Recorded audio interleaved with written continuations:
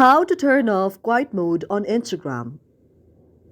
If any day you are an Instagram user and you have turned on the quiet mode on Instagram because many person may just disturb you on Instagram and you just would like to take a rest from Instagram by turning on the Instagram, but any day now you would like to turn off the quiet mode on Instagram but you do not know how to do that, just follow the following steps. For this, first of all, you have to check whether you're connected to a stable internet connection or not. That may be a Wi-Fi connection or your data connection as well. After that, now you have to launch the very Instagram application on your mobile device.